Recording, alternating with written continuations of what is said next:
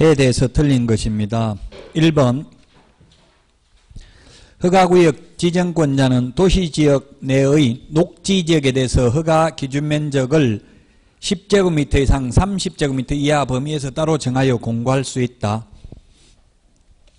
암기 프린터 32번에 있고, 예, 그렇습니다. 10% 이상 300% 이하 범위 내에서 따로 정하여 공고할 수 있죠.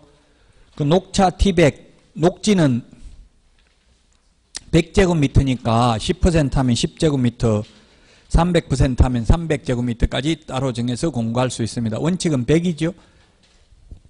10% 이상 300% 이하 범위 내에서 따로 정하여 공고할 수 있습니다.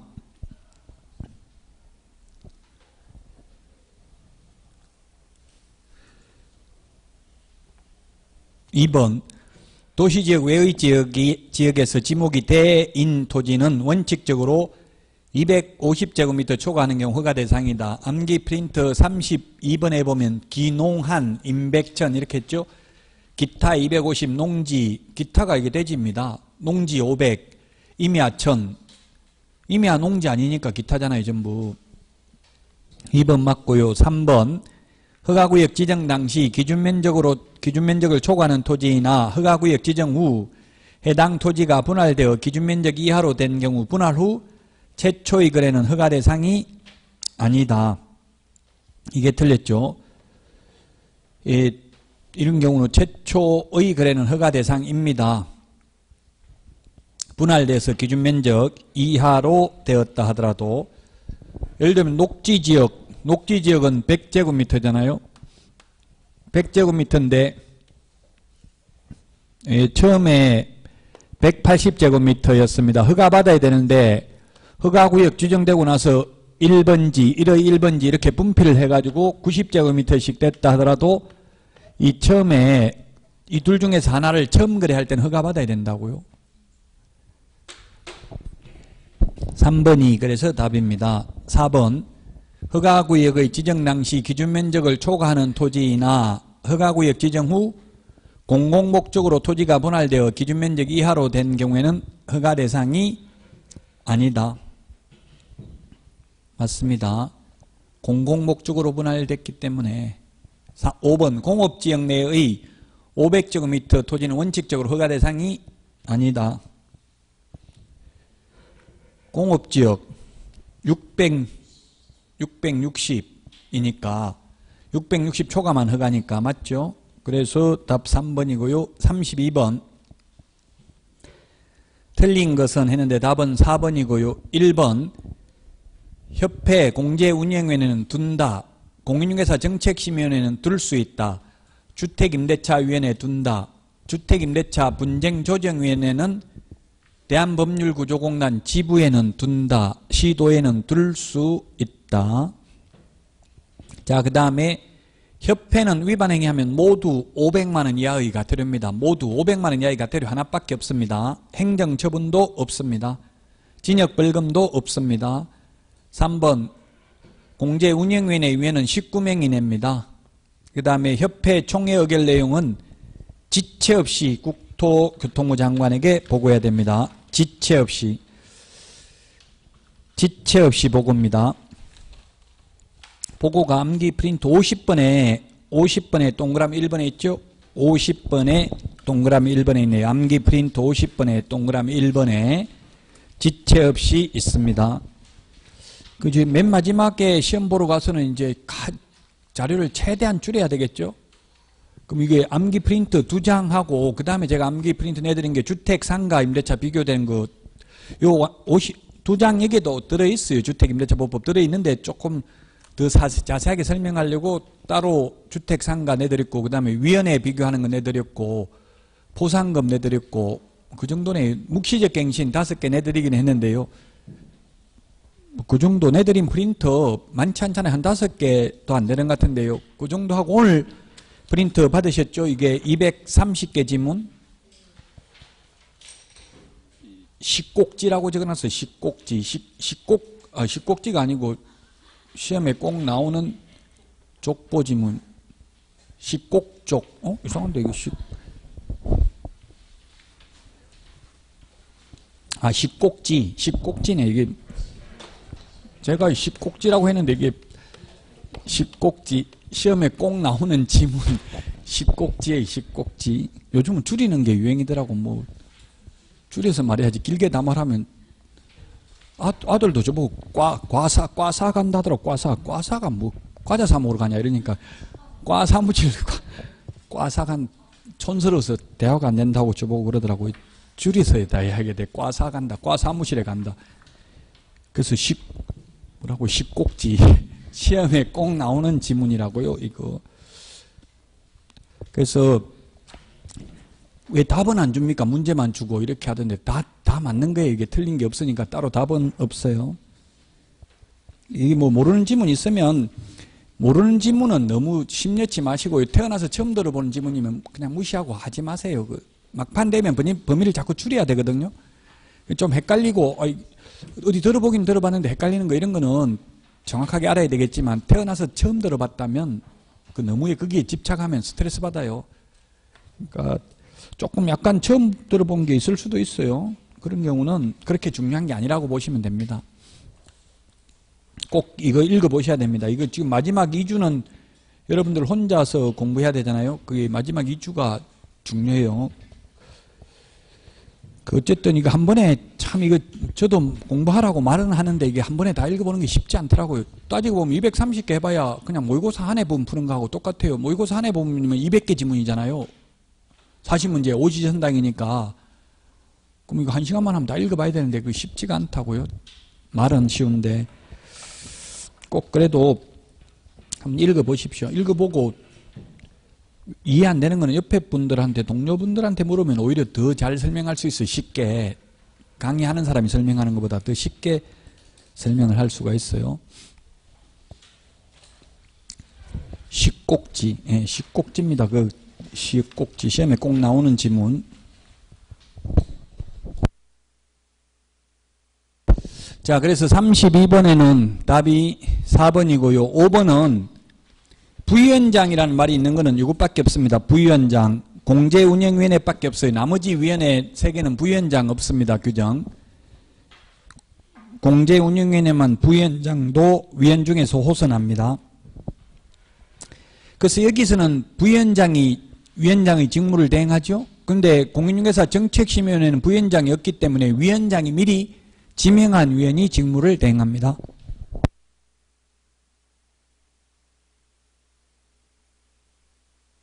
(32번에) 답 4번, 33번 옳은 것은 했는데 답 5번입니다. 1번은 시도지사가 아니라 허가권자는 시장, 군수, 구청장입니다. 허가구역 지정권자가 장관 또는 시도지사죠. 그래서 시도지사 틀렸고 2번은 15일 이내가 아니라 5일 후에 효력이 발생합니다. 3번 유무상에 관계없이 X죠. 소유권, 지상권에 관한 유상계약이나 예약의 경우에만 허가받습니다. 그 다음에 4번에 경매 허가 안 받습니다. 압류부동산 공매 허가 안 받습니다. 비업무용 부동산 공매는 3회 이상 유찰된 경우 허가 안 받습니다. 채비지, 보류지 매각하는 경우도 허가받지 않습니다. 허가받지 않는 게 한 20몇 가지 되는데 다 암기할 수는 없어요. 근데 이런 거는 기출문제에 출제됐던 지문입니다. 5번이 답입니다. 허가받은 목적대로 사용하지 않는 경우에는 1년에 한 번씩 이행명령이 이행될 때까지 반복하여 10% 범위 내에서 부과하죠. 대통령령으로 정하는 금액인데 대통령령으로 정하는 금액이 방치하면 10%, 임대하면 7%, 이용 목적을 변경하면 5%, 기타 7%를 부과합니다. 이미 이행을 하면 새로운 이행강제금은 즉시 부과를 중지해야 되고요. 부과된 것은 징수하여야 합니다. 이행을 했다 하더라도. 작년에 기출문제에 나왔습니다. 이행강제금에 대해서 공인중개사법에 33번의 답 5번입니다. 34번 매수신청 대리와 관련된 설명으로 틀린 것입니다. 1번 중개업을 휴폐업한 경우에는 10일 이내에 신고합니다. 등록관청에는 3월 초과해서 휴업하고자 하는 경우 미리 신고하죠. 미리 신고하고 또 지방법원장에게 사후 10일 이내에 또 신고해야 됩니다. 2번 매수 신청 대리인은 매수 신청 대리업을 휴업 3월 초과하는 경우 폐업 또는 휴업한 매수 신청 대리업을 재개하고자 하는 때에는 감독법원에 그 사실을 미리 신고해야 된다. 맞습니다. 매수 신청 대리 휴업하고자 하는 경우 미리 신고하고 중개업을 휴업한 경우에는 사후 10일 이내에 신고한다고요. 자, 그 다음에 3번 협회는 등록관청으로부터 중개사무소 개설 등록, 휴폐업 신고, 자격 취소, 자격정지, 등록 취소, 업무정지 등에 관한 사항을 통보받은 후 10일 이내에 법원 행정처장에게 통지해야 됩니다. 그 다음에 공탁금은 3년간 회수할 수 없습니다. 5번인데 매수 신청 대리 보수 영수증은 교부는 해야 되지만 보존할 의무는 없습니다.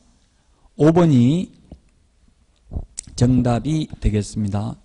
좀 이 문제도 조금 까다로울 수도 있는데 매수 신청 대리와 관련해서 시험에 한 문제는 출제됩니다.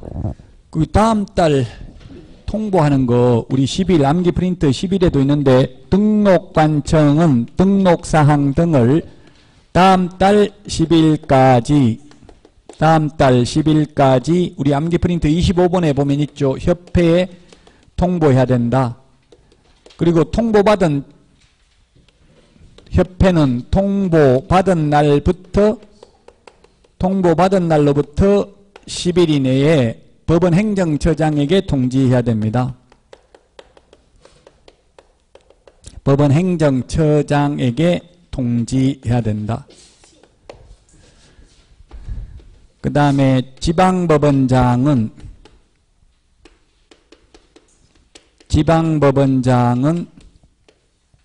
다음 달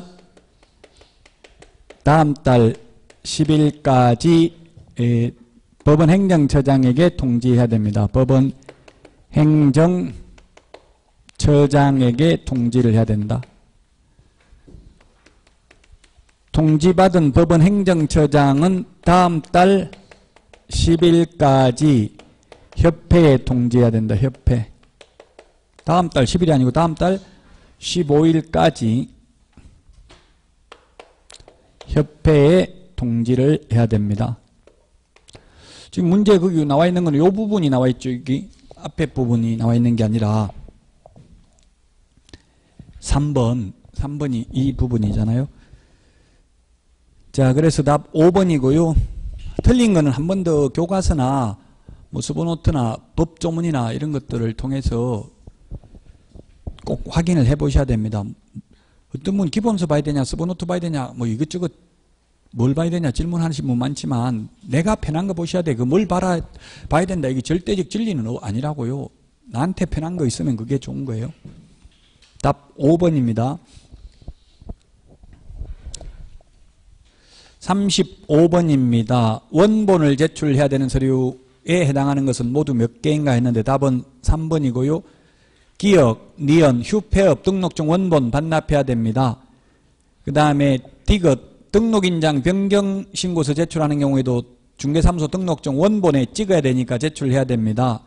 사무소 이전하는 경우에도 등록증 원본을 제출해야 됩니다. 사무소 이전하는 경우 등록증 원본을 제출해야 된다.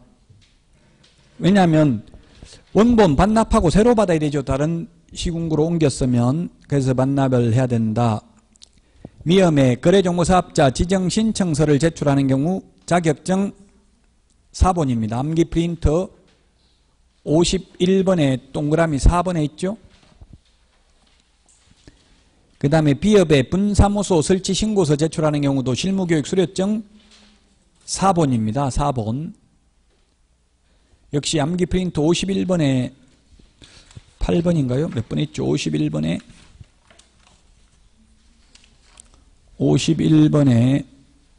8번에 있죠. 8번. 51번에 8번. 51번에 8번에 있습니다. 실무교육 수료증 4번입니다. 그래서 두 개가 4번입니다. 미음, 비업, 쉬옷, 사무소, 분사무소 이전하는 경우는 분사무소 설치신고 필증 원본, 주된 사무소 이전할 때는 등록증 원본 제출, 반납하고 새로 받아야 되니까 반납해야 됩니다. 옛날에 받은 건. 그래서 답 3번입니다. 암기 프린터 51번 제출 첨부 반납하는 것 기억을 해야 되겠습니다. 답 3번이고요. 36번 틀린 것은 답 5번입니다. 1번은 자격증 이제 등록 신청, 분사무소 설치 신고, 소속 관계사 고용 신고할 때 자격증 제출하지 않습니다. 직접 시도의사한테 확인합니다. 그 다음에 2번 고용 신고를 받은 등록관청은 결격 사유 해당 여부와 실무교육 또는 직무교육 수료 여부를 확인해야 됩니다.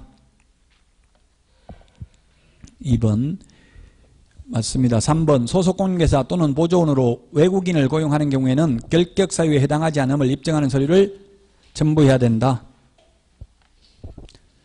그게 당해 국가에 주재하는 대한민국 영사관이 확인하는 공정서류나 정명서류 또는 아포스티유 확인서를 제출해야 됩니다.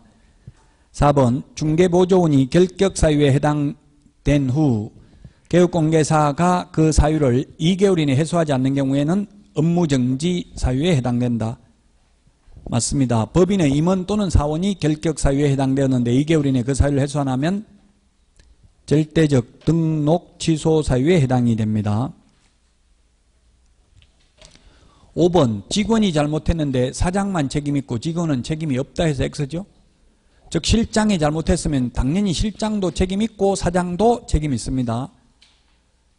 만약에 실장, 직원이 잘못했는데 사장만 책임 있다면 여러분들은 자격증 따가지고 실장 돼가지고 한 건 하는 게 낫겠죠. 당연히 잘못한 사람 책임이 있고 사장인 개업공개사에게도 책임이 있을 뿐입니다.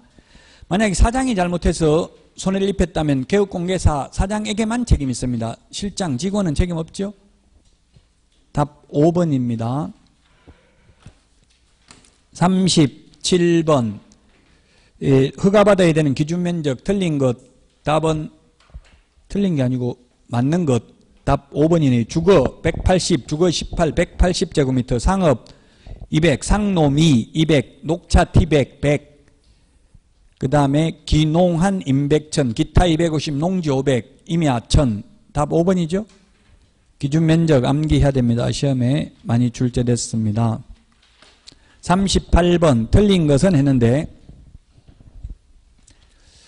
1번 허가받은 목적대로 사용하지 않는 경우 공익 목적인 경우에 선매 대상이 됩니다.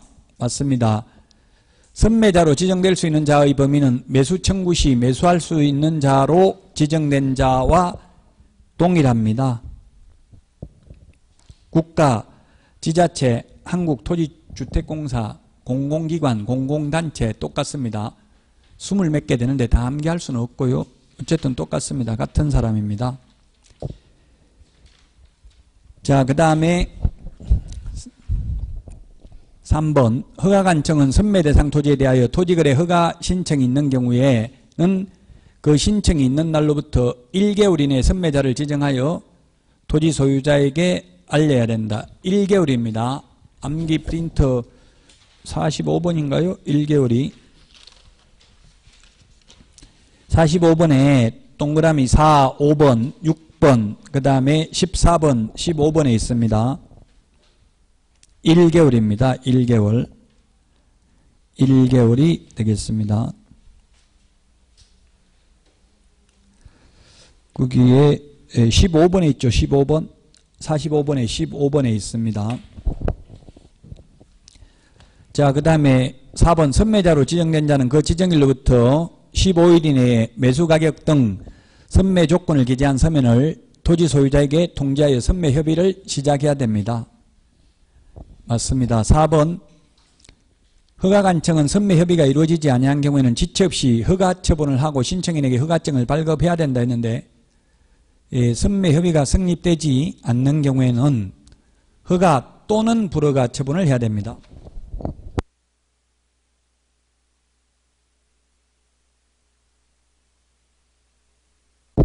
지체 없이 허가 또는 불허가 처분을 해야 된다.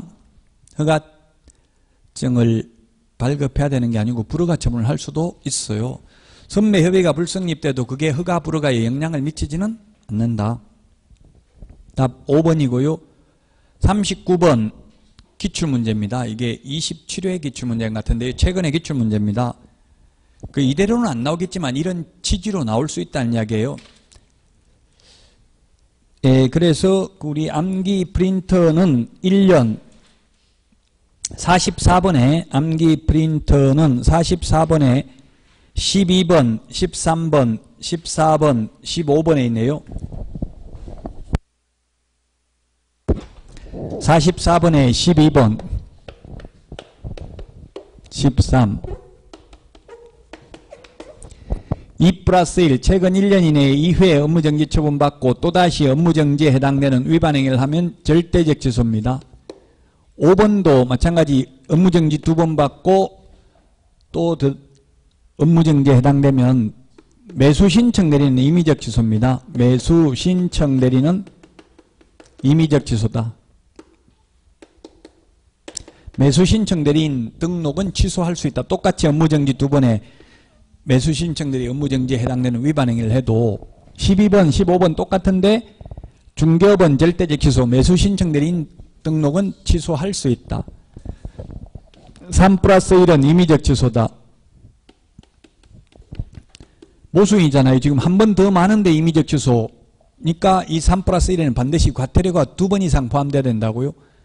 과태료가 한 번밖에 없으면 이미 그 과태료 한 번 빼도 여기에 해당되잖아요. 최근 1년 이내에 업무정지, 과태료, 업무정지 이렇게 3+1 또다시 업무정지에 해당되는 위반행위를 하면 이거 하나 빠져도 2+1 절대적 취소라고요. 그래서 과태료가 2번 이상 돼야 된다. 이 총 4번 중에서 과태료가 2번 이상 들어가야 지금 4번 모두 다 과태료라도 임의적 취소죠. 과태료에 해당되는 위반행위 3번 하고 또다시 과태료에 해당돼도 임의적 취소라고요. 14번은 2+1인데 앞에 2번은 업무정지 또는 과태료고 뒤에 +1은 반드시 과태료인 경우에는 업무정지 사유입니다. 그래서 기출문제에 27회에 기출문제에 이런 식으로 39번이 출제됐다. 그대로입니다. 이 취지를 이해하라는 이야기입니다. 그래서 기억은 2+1 절대적 취소입니다. 니은은 과태료가 2번 들어갔잖아요. 3+1 임의적 취소죠. 과태료 2번 들어갔으니까. 디귿은 3+1인데 과태료가 한 번밖에 안 들어갔잖아요. 3+1에. 그래서 이거는 절대적 취소라고. 과태료 한 번 그 빼도 절대적 취소죠.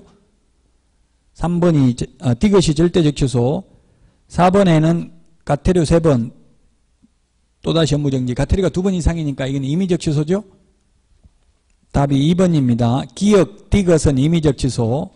임의적 취소가 아니라 기억 디귿은 절대적 취소. 니은 리얼 두 개는 임의적 취소입니다. 답이 2번입니다.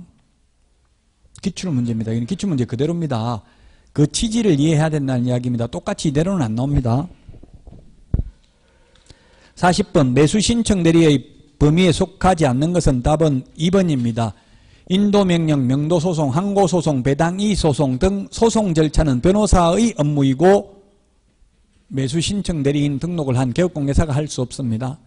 개업공개사는 단순히 서류 써내는 것, 돈 대신 내는 것, 돈 대신 돌려받는 것, 차순위 매수신고하는 것, 차순위 매수신고인의 지위를 포기하는 것 이런 것만 할 수 있습니다. 공유자 우선 매수신고, 구임대주택법상 임차인 우선 매수신고 이런 것만 대행할 수 있습니다. 답 2번입니다.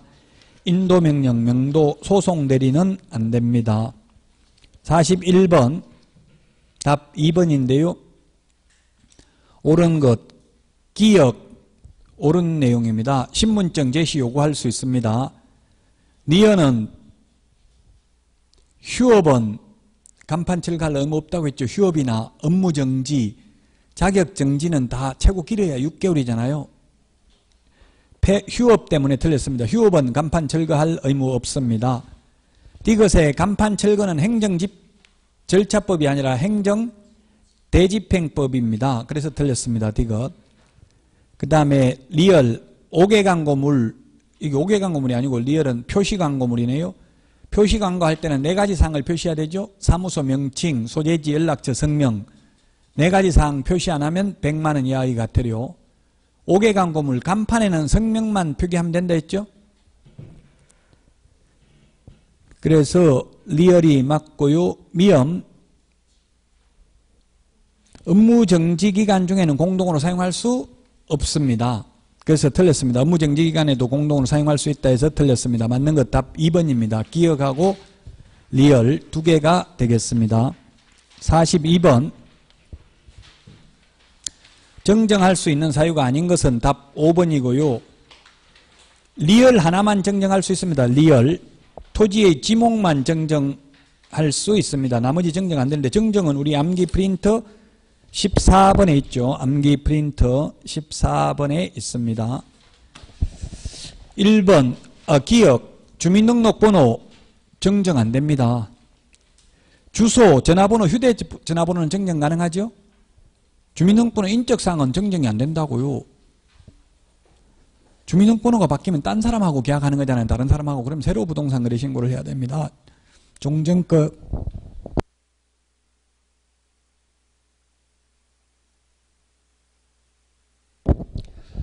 주민등록번호가 바뀌면 옛날 그 해제 신고하고, 즉 사람이 바뀌었으면 딴 사람하고 계약하려면 새로 부동산 거래 신고해야 됩니다.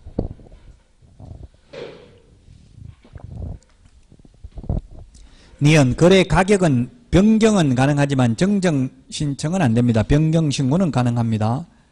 토지의 종류 안 됩니다. 건축물의 종류만 정정 가능합니다. 지목은 정정 가능합니다. 리얼.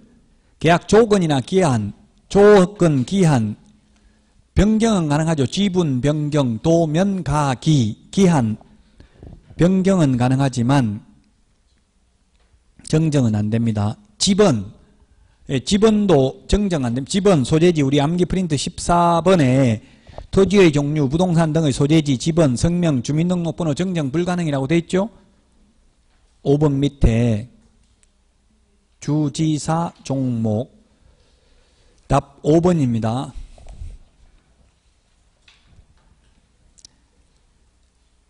자, 그 다음에 43번 매수 신청 대리 틀린 것은, 매수 신청 대리는 한 문제 시험에 출제됩니다. 오히려 경매보다는 내용은 쉬워요. 좀 내용은 많지만 지금 한 문제인데 포기하면 되겠습니까? 묻던데 포기 안 하는 게 좋겠죠. 지금 거의 실제 당락이 한두 문제 때문에 결정이 돼요. 실제 시험에서. 어려운 건 없습니다. 매수 신청 대리는. 맨 뒤에 있으니까 거의 많은 분들이 공부는 안 하는 경우가 많아요. 틀린 것은 했는데 1번 자격 취소되고 3년이 경과되지 아니한 자는 공인중개사가 될 수 없다. 예, 맞습니다. 2번 등록 취소 처분에 해당하는 사유가 발생한 날로부터 3년이 경과한 때는 이를 할 수 없다. 업무 정지만 소위 제척기간이 있죠?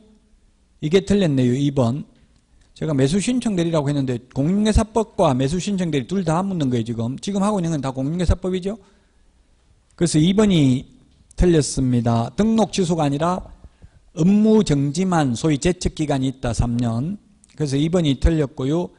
그 다음에 확인설명서 당사자에게 교부하고 사본 3년간 보존해야 됩니다. 3년 보존. 전속중개계약서도 3년 보존입니다. 매수신청 대리인 등록 취소된 후 3년이 지나지 아니하면 등록할 수 없습니다. 매수신청 대리도 공탁금 3년간 회수할 수 없습니다. 우리 암기 프린트의 숫자는 다 정리되어 있죠. 그래서 43번에 2번이 답이 되겠습니다. 44번 옳은 것은 답 3번입니다. 1번 매수신청 대리 업무정지는 6월 이하가 아니라 1월 이상 2년 이하입니다. 그 다음에 2번 매수신청 대리 사건 카드 3년 보존이 아니라 5년 보존입니다. 5년 보존.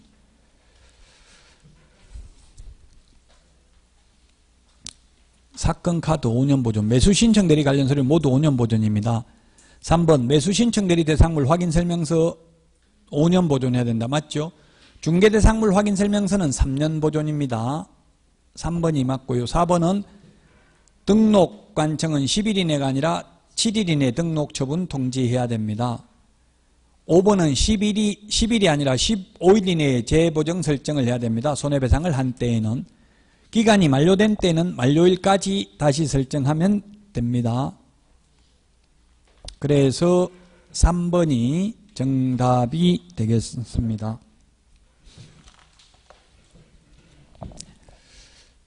그 나무 신용카드 가지고 주워가지고 쓰면 처벌받아야 안 받아요? 주웠는데 어디 훔친 것도 아니고 주워서 쓰면 처벌받아요. 누나도 저한테 전화 왔더라고. 누가 통장에 계속 50만 원씩 입금시키는데 누가 했는지 모르겠다. 찾아 쓰면 되냐 묻더라고요. 쓰면은 점유이탈물 횡령죄에 해당됩니다. 점유이탈물 횡령죄에 해당됩니다. 쓰면 안 됩니다.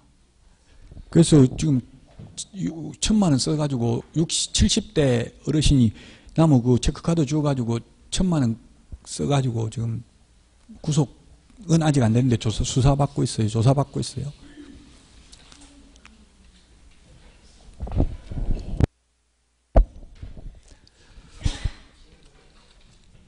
그 은행 그런 거 실제 처벌받은 사례 있어요. 은행에서 달러를 뭐 예를 들면 달러가 다 다르냐, 호주 달러 다르고 미국 달러 다르고 뭐 유로하고 다 다르잖아요. 근데 호주 달러가 좀 더 싸죠, 미국 달러보다. 그걸 돈을 잘못 내준 거예요. 은행에서 환전했는데 돈을 잘못 내준데 훨씬 더 많이 내준 거예요. 예를 들면 1억을 내줬는데 10억을 내줘버렸어요. 다 써버렸어요. 아니 그러니까 나중에 잘못 내줬다 하니까 난 잘못 받은 거 없다 해가지고 했는데 나중에 CCTV 해가 나중에 적발됐어요. 그래가지고 처벌받았어요. 그것도 점유이탈물 횡령죄입니다. 그 모르는 분들은 그 누나도 그러더라고. 나한테 통장 입금시키는데 좀 쓰면 안 되냐 묻길래 쓰지 말라고 해놨는데 지금 3년 동안 계속 안 썼는데 계속 해마다 들어온대 돈이. 그래서 누군지 자꾸 궁금한가 봐요. 그 혹시 그 남자가 입금시킨 거 아니냐 내가 이렇게 했는데 어쨌든 처벌받을 수 있습니다. 오늘 뉴스에 나왔더라고. 조심하라고요. 그냥 뭐 남이 돈 준다고 막 쓰면 안 돼요. 45번 답 4번이죠. 매수 신청 대리 관련 서류는 모두 5년입니다. 매수 신청 대리 관련 서류 모두 5년. 45번의 답 4번입니다. 1번 공인중개사법상 업무정지는 6월 이하인데 매수 신청 대리 업무정지는 1월 이상 2년 이하. 중개대상물 확인설명서는 3년인데 4번에 매수 신청 대리 확인설명서는 5년이라고요. 그 다음에 거래계약서 5년 보존입니다. 답이 4번이고요. 5년입니다. 매수신청대리 대상물 확인설명서. 매수신청대리 사건카드도 5년 보존입니다. 45번의 답 4번. 46번 답 1번입니다. 서브노트 29페이지 맨 밑에 세 번째 줄에 있는데 몇 줄 지났는데요. 이게 1번이 답인데 좀 어려워 하시더라고요. 많은 분들이. 46번. 자, 등록 취소되고 몇 년 지나야 돼요? 원칙적으로 3년 지나야 됩니다. 등록 취소되고 3년 지나야 되는데 예외가 있다. 그러하지 아니한 예외. 등록 취소되면 3년 지나야 되는데 3년 안 지나도 지나야 된다는 규정을 적용받지 않는 예외가 3가지가 있다. 사망, 해산. 사망, 해산은 그러면 언제 벗어나는 거예요? 등록 취소되면 3년 지나면 벗어난다. 결격사에서 즉시 벗어난다. 영원히 못 벗어난다. 답은? 영원히 못 벗어나죠. 죽으면 끝이죠. 죽고 없는데 보조원 될 수 없죠. 영원히. 3년 지나도 안 되잖아요. 그 다음에 결격사유. 결격사유. 예를 들면 파산 선고 받으면 등록이 취소돼요. 등록 취소되고 3년 지나도 못 벗어나고요. 복권이 돼야 돼요. 3년 안 지나도 복권되면 벗어나는 거고 3년 넘어도 복권 안 되면 못 벗어나는 거죠. 결격사유에서 벗어나야 된다. 그 다음에 등록기준 미달. 등록기준 미달. 대표자는 공인중개사이어야 하며 대표자를 제외한 임원 또는 사원의 3분의 1 이상이 공인중개사이어야 하는데 자격증 있는 임원이 모조리 다 그만둬 버렸어요. 그러면 등록이 취소될 수도 있겠죠. 취소됐다 하더라도 3년 안 지나도 또 임원을 3분의 1 공인중개사 자격증 있는 사람 모으면 등록할 수 있다는 뜻입니다.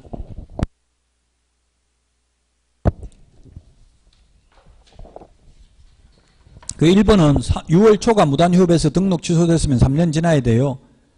근데 2번은 파산 선고는 결격사유니까 복권만 되면 된다 했죠. 3년 안 지나도. 그 다음에 3번은 등록 기준 미달이잖아요. 좀 전에 예를 들었던 거죠. 3분의 1 등록 기준만 갖추면 3년 안 지나도 다시 등록할 수 있다. 4번 자격 취소대의 등록이 취소된 경우. 4번, 5번 다 결격 사유예요. 4번 자, 그러면 오늘이 2018년 10월, 오늘 며칠이에요? 5일인가? 10월 4일이에요. 오늘 자격이 취소되었다. 자격 취소되면 3년 지나야, 자격 취소돼도 3년 지나야 된다는 말이 있죠.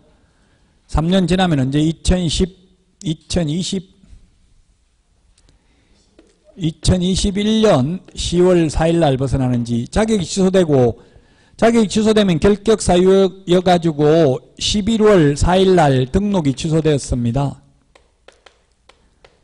그럼 이것도 3년 지나야 된다는 말이 있어요. 2021년 11월 4일. 그럼 결격사유에서 언제 벗어나냐 이 말이에요. 결격사유 벗어나야 다른 데가 보조원으로 취직할 수도 있겠죠. 1번에 이때 벗어난다. 1번. 2번 언제 벗어나냐고. 1번, 2번 중에서. 답은 여러 개의 결격사유에 해당됐다면 만약에 맨 마지막 끝까지 다 벗어나야 되겠죠. 그래서 답은 몇 번이다? 답은 1번이라고요. 1번. 여러 가지가 결격사유 되면 마지막까지 벗어나야 되지만 이거는 예외예요. 이거는 등록 지금 뭐예요? 결격사유. 자격 취소됐으면 결격사유잖아. 3년간. 결격사유에 해당돼서 등록 취소됐으면 등록 취소되고 나서 3년은 적용 안 된다고. 이는 볼 필요 없다고요. 자격 취소되고 3년만 지나면 결격사유에서 벗어난다고. 보조원을 취직해도 된다고. 이날 이후부터는. 5번도 마찬가지예요. 5번도 기출문제에 출제됐습니다. 꼭 이 문제가 아니라 이런 취지로 5번도 벌금 1,000만 원 받았으면 벌금 1,000만 원 받은 날부터 3년만 지나면 되지. 만약에 예를 들어서 오늘 이게 자격 취소를 반대로 하면 되잖아요. 자격 취소를 이 법에 의한 300만 원 이상 벌금 받으면 등록 취소되죠. 오늘 300만 원 이상 벌금 받아가지고 등록이 취소됐다. 이러면 벌금 받은 날부터 3년만 지나면 벗어난다고요. 등록 취소되고 나서 3년 지나야 벗어나는 게 아니라 그 결격사유에서만 벗어나면 된다고요. 그래서 이게 답이 1번입니다. 기출문제에 출제됐습니다. 등록 취소되고 나서 3년 지나야 된다는 규정을 적용 안 받는 예외 3가지라고요. 서브노트 거기 29페이지에 있죠. 밑줄 지났죠. 맨 밑에. 46번에 그래서 1번입니다. 47번. 지자체 조례가 정하는 바에 따라 수수료 납부해야 되는 사유가 아닌 것은 답은 2번입니다. 암기 프린트 52번 암기 프린트 52번에 암기 프린트 52번에 동그라미 7번에 있죠. 동그라미 7번 자격증 교부 해가지고 X 해놨죠. 자격증 교부할 때는 수수료를 안 내는 게 여러분들 응시수료 냈잖아요. 응시수료 28,000원 냈습니까 올해? 시험에 28,000원이라는 말은 안 나와요. 왜냐하면 뭐라고 나오냐면 시험에 나온다면 위탁받은 자가 위탁한 자의 승인을 얻어서 결정 공고하는 수수료예요. 그게 28,000원이. 응시수수료를 냈기 때문에 자격증 줄 때는 공짜로 주죠. 재교부 신청할 때는 분실해가지고 재교부 신청할 때는 수수료 내야 되죠. 근데 교부할 때는 공짜로 여러분들 학교 가면 그냥 자격증 준다고 또 돈 내고 돈 받고 자격증 주는 게 아니고요. 답이 그래서 2번입니다. 그 우리 암기 프린트 52번에 응시 수수료와 자격증 재교부 수수료는 시도 조례고요. 나머지 3번부터 6번까지는 시군구 조례입니다. 시군구 조례 1번부터 6번까지 모두 지자체 조례 이렇게 해도 틀린 말 아니죠? 시군구도 시도도 다 지자체니까 지방자치단체니까. 47번에 따라서 2번이 답입니다. 48번 개업공개사와 소속공개사에 해당하는 것은 답은 2번입니다. 암기 프린터 거기 31번 맨 밑에 있습니까? 31번 맨 밑에 있죠. 31번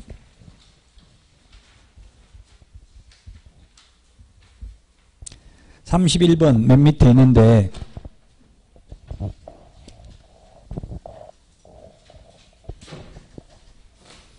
자 자, 거기에 암기 프린터 31번 별표에 있습니다.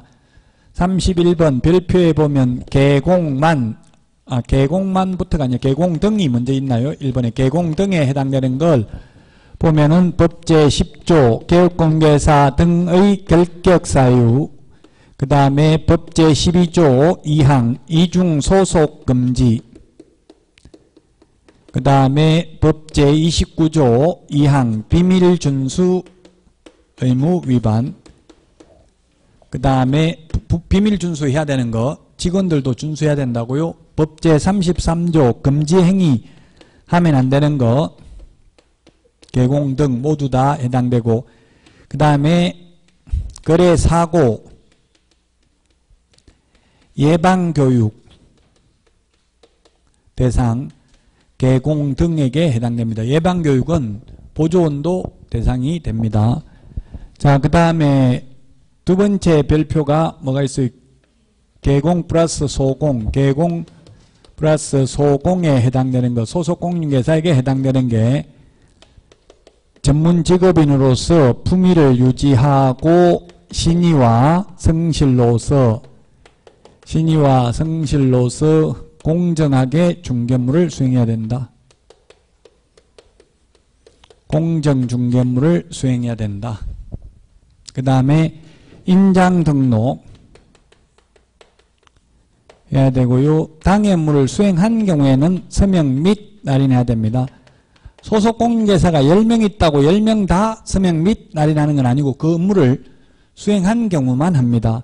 서명 및 날인은 계약서 확인 설명서 밖에 없습니다. 나머지 서류는 서명 또는 날인입니다.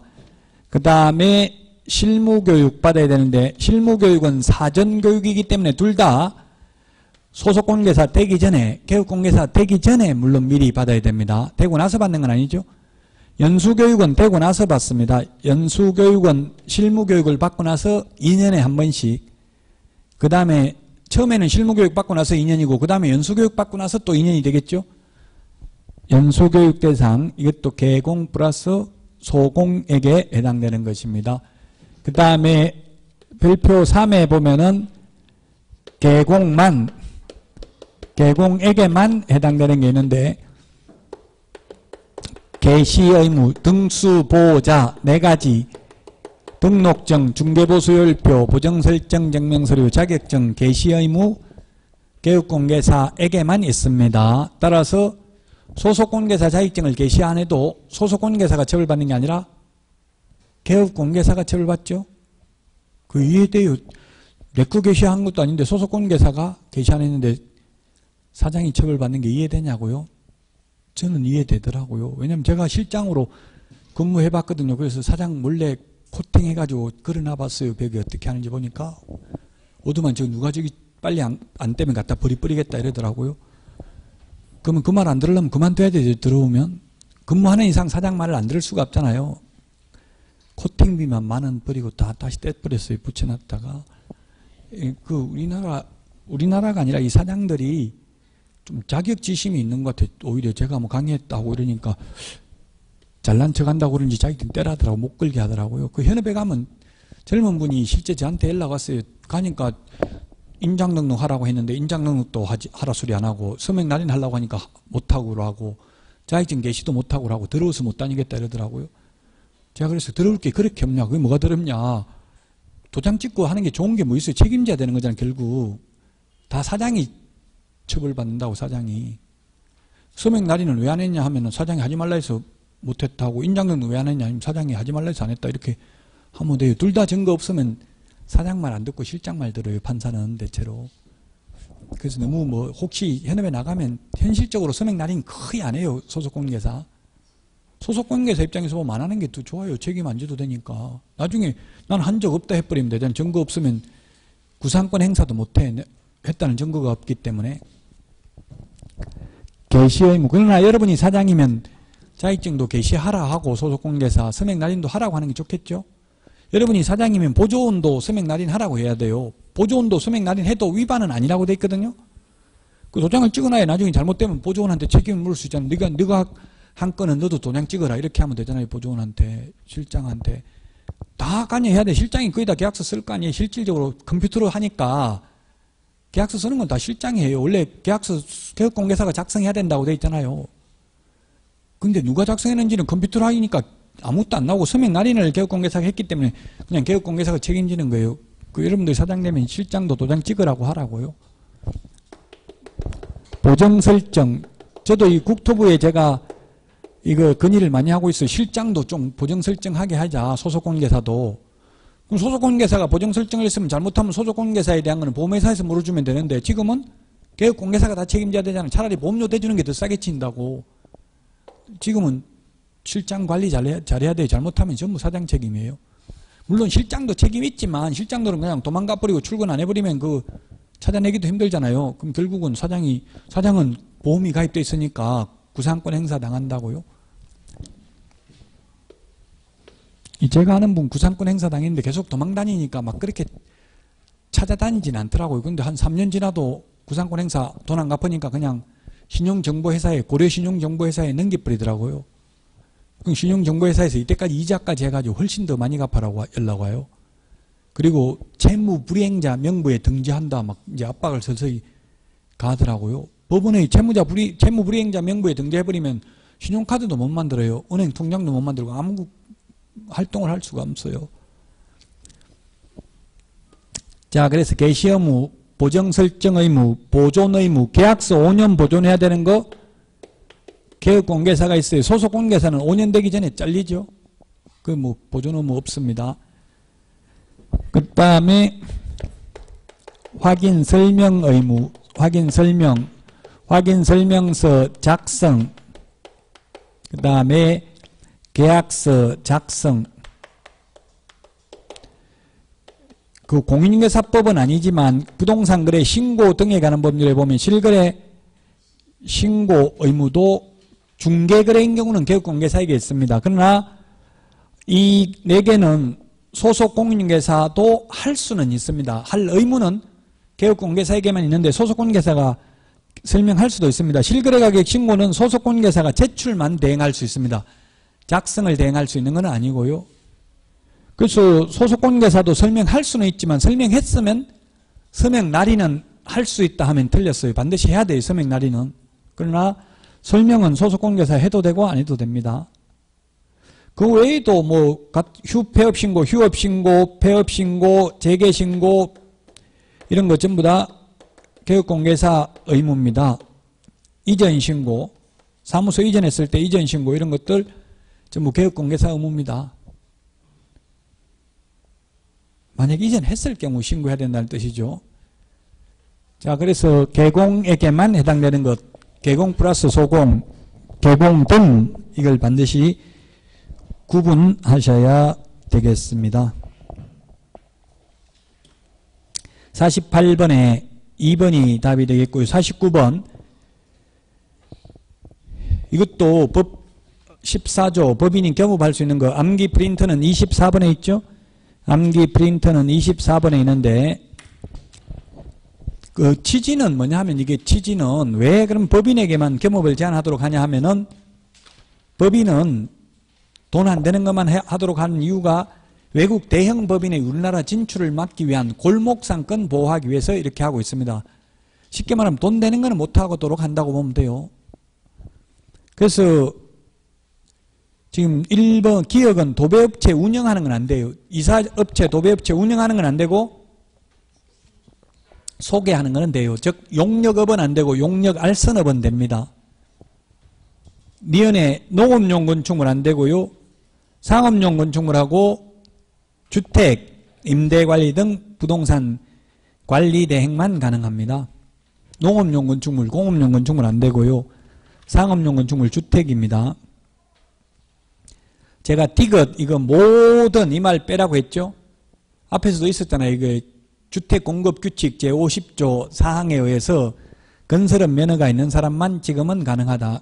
근데 제가 출제할 때까지만 해도 이게 옛날에 출제할 때 이 부분을 생각을 못해서 이게 모든 빼버렸어요. 모든. 그래서 여기서는 지금 제가 맞는 걸로 이걸 답을 했습니다. 모던이라는 거는 빼고 원칙적으로 30호 30세대 미만만 가능합니다. 리얼 일반인을 대상으로 한 중개업의 경영기법 및 경영정보 제공. 일반인은 안 되고 개업공개사를 대상으로 해야 되죠. 개업공개사를 대상으로. 이게 뭐냐면 프랜차이즈 가맹점업을 말하는 거잖아요. 프랜차이즈 가맹점업. 뭐 봉구스 김밥인가? 뭐 프랜차이즈 밥버거. 그 프랜차이즈 가맹점업 하는 거 그냥 팔아먹어버렸잖아요. 돈, 젊은 사람이 엄청나게 돈 많이 벌었더라고요. 팔아먹어도 법적으로는 크게 문제되지는, 더 이상 문제될 수는 있지만 뭐 파는 거 가지고 문제 삼기는 쉽지 않죠. 근데 전화해가지고 팔린다는 말이 있던데 사실이냐 물어보니까 사실무근이다. 그렇게 말할 수밖에 없죠. 미리 다 판다고 말하면. 집도 팔 때 마찬가지예요. 집 팔 때 세입자 동의 받을 필요 있어요, 없어요? 없어요, 사실. 이 가맹점 점주들이 힘들어요. 그래서 아마 형사처벌 받기는 힘들 거예요. 그냥 그 가맹점 그 주들한테 말하지 않았다 하더라도. 이것도 모든이라는 걸 빼고, 모든 상업용 이 말 빼고 그냥 주택, 엄밀히 말하면 이제 주택법상 사업계획 승인 대상이 아닌 이 말을 넣어야 정확하게 맞는 말입니다. 주택법상 사업계획 승인 대상인 거는 주택공급규칙 제50조 사항에 의해서 건설업 면허가 있는 사람만 분양대행할 수 있다. 리얼 일반인을 대상으로 하는 게 아니라 개업공개사를 대상으로 해야 되고요. 미음은 맞습니다. 다만 이 민사집행법에 의한 경매부동산 매수신청대리 하려면 매수신청대리인 등록을 해야 됩니다. 지방법원장에게. 그러나 압류부동산 공매, 한국자산관리공사 압류부동산 공매 입찰대리만 하거나 또는 경매부동산에 대한 권리분석이나 취득 알선만 하려면 매수신청대리인 등록 안 해도 됩니다. 입찰표 같은 걸 대신 적어서 제출할 때만 매수신청대리인 등록을 해야 된다고요. 권리분석이나 취득 알선만 하거나 한국자산관리공사 압류부동산 입찰대리만 하려면 매수신청대리인 등록할 필요 없다. 근데 요거는 다른 거는 다 개인 개업공개사도 할 수 있는데 요것만, 즉 경공매 매수신청대리 취득 알선, 요거는 소위 중개인은 안 됩니다. 법부칙 제6조 2항의 규정에 의해서 등록을 한 것으로 보는 자는 이 경공매 매수신청대리는 안 됩니다. 이거 빼고 나머지 분양대행은 할 수 있죠. 중개인도. 비업의 부동산 이용 개발업은 안 됩니다. 개발에 관한 상담업은 됩니다. 그래서 인터넷에 어떤 분 보니까 업이라는 말 들어가면 무조건 X지요 하던데 그렇지는 않습니다. 상담을 반복하면 상담업이잖아요. 여러 번 하면. 법조문에는 물론 상담업 안 돼 있고 그냥 상담이라고 돼 있어요. 근데 상담을 여러 번 할 수 있는 거잖아요. 여러 번 하면 상담업이 되는 거죠. 분양대행이라고 돼 있는데 분양대행을 여러 번 하면 분양대행업이잖아요. 그 분양업은 안 되지만 분양대행업은 돼요. 암기 프린트 24번에 있습니다. 이런 중개업 외에 이런 것들을 하고 받는 돈은 중개보수가 아니니까 당사자 약정이 있으면 많이 받아도 된다. 다만 매수신청대리 보수는 매수신청대리 예규에 보면 매수신청대리 보수율 표가 있죠. 그 범위 내에서만 받을 수 있습니다. 답 3번인데 이 문제도 약간 논란의 여지가 있습니다. 디귿 때문에. 그래서 여기 모든이라는 글자 빼고 모든 대신에 주택법상 사업계획 승인 대상이 아닌 이렇게 넣는 게 정확하게 맞는 표현입니다. 49번의 답 3번이고요. 50번 50번까지만 오늘 풀도록 하겠습니다. 다음 주에 이제 51번부터 100번까지 풀도록 하겠습니다. 어제도 어제 안 했어요? 백선? 100문제 다? 하루 종일, 어제 노는 날이니까 하루 종일 했겠네. 뭐 세법 했어요, 공시법 했어요, 뭐 했는데. 세법.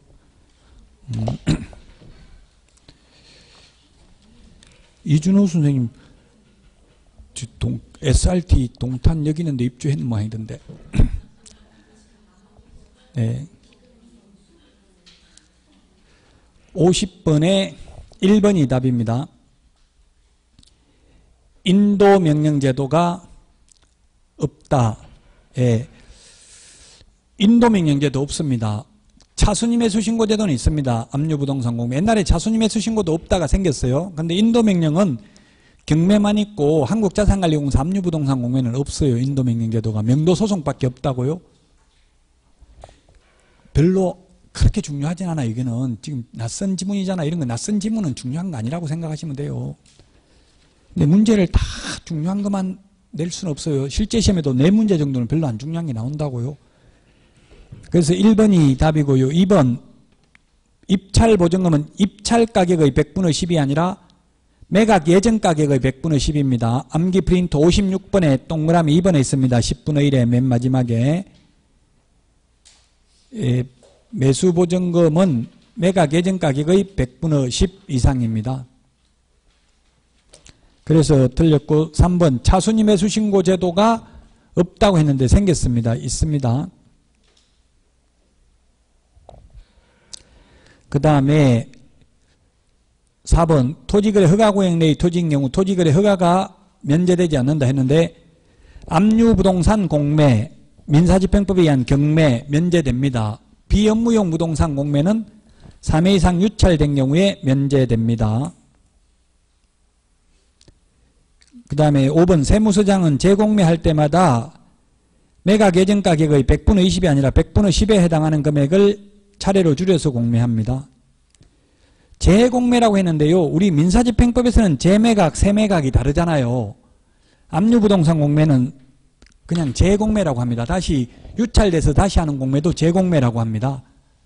우리 민사집행법에서는 재매각은 안 깎아주고 세매각만 깎아주잖아요. 그건 세매각이라는 표현을 쓰는데 똑같은 의미인데 세매각과 똑같은 표현을 국세징수법에서는 재공매라는 표현을 쓴다고요. 법마다 쓰는 용어가 조금씩 달라요.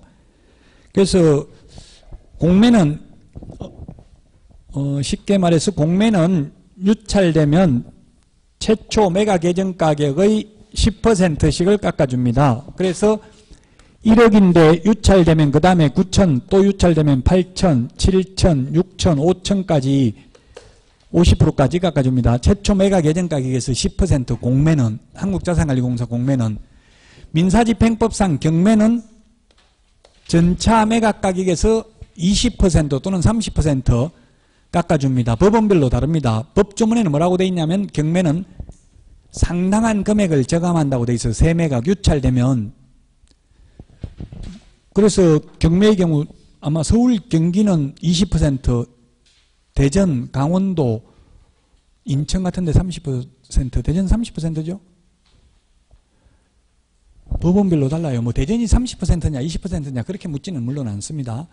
그럼 20%가 많으니까 20% 깎아주면 얼마냐면 8천, 그 다음에 6천 내는 게 아니라 여기서 20% 깎아줘요.